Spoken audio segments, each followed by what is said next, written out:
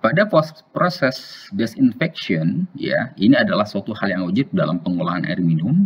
Dia akan membunuh semua bakteri-bakteri, sehingga kalau kita mengamati di keluaran air minum di saluran PDAM di rumah, misalkan kita terkadang masih mencium aroma, orang bilang nih aroma kaporit, ya. Jadi ada bau-bau kaporit, itu tidak mengapa.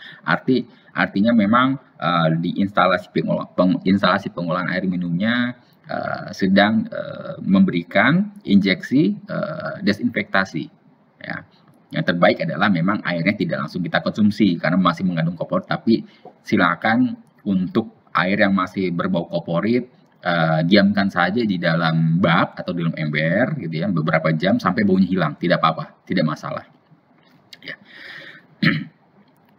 Artinya kalau masih berbau kaporit, maka desinfektasinya berjalan sampai ke pelanggan. Ya mungkin karena terlalu besar atau terlalu kurang terukur sampai masuk ke dalam pelanggan. Seperti itu.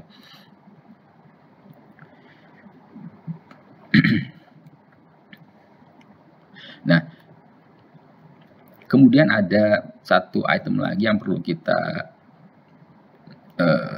bicarakan sebelum lanjut. Ya, water quality standard.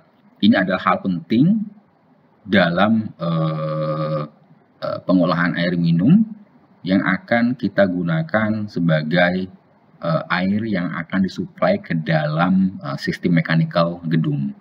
Ya, jadi water quality standard itu adalah hal yang wajib. Artinya setiap kita akan mensuplai air ke dalam gedung, maka perlu dipastikan bahwa kualitas airnya sesuai dengan standar. Di Indonesia, saya katakan kembali, kita mengacu kepada Permenkes 492 tahun 2010. Silahkan dicari di internet. Ya, kualitas air minum. Nah, ini wajib dipahami dan dipatuhi, ya.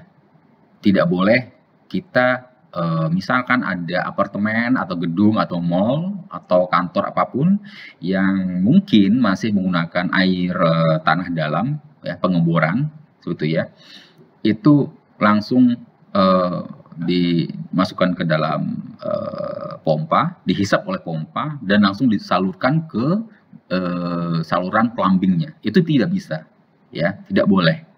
Jadi apa yang harus dilakukan adalah dia harus misalkan, ya, dia menggunakan bor tanah dalam, ya, mungkin di atas 50 meter, dia harus memasukkannya ke dalam yang dinamakan GWT, groundwater tank.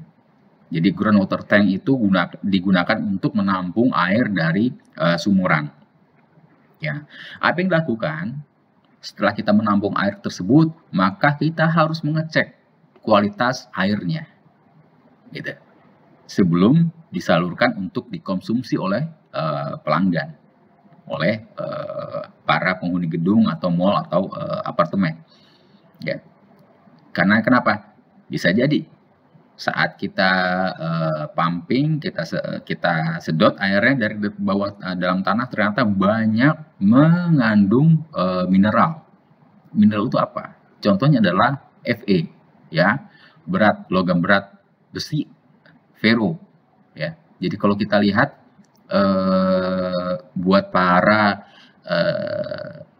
pelanggan ataupun rumahan yang masih menggunakan air tanah, kita lihat di kamar mandinya itu kadang masih ada bercak hitam-hitam yang sulit dibersihkan. Nah, itu masih mengandung mineral, ya, kadang-kadang coklat, hitam. Nah, itu artinya airnya mengandung mineral. Ya, oke, misalkan kita hanya gunakan untuk mungkin mencuci mobil, gitu ya, mencuci baju mungkin, baju bisa jadi kuning atau coklat juga. Kalau mobil mungkin atau menyiram tanaman, oke. Tapi bayangkan kalau mineral berat itu kita gunakan untuk konsumsi diminum setiap hari. Bayangkan itu masuk logam berat itu ke dalam tubuh kita dan itu sangat berbahaya, gitu ya. Jadi disarankan tidak menggunakan air tanah untuk konsumsi untuk diminum seperti itu. Mungkin pertemuan ini kita cukupkan. Saya akan lanjut di bab kedua pada pertemuan berikutnya. Terima kasih. Assalamualaikum warahmatullahi wabarakatuh.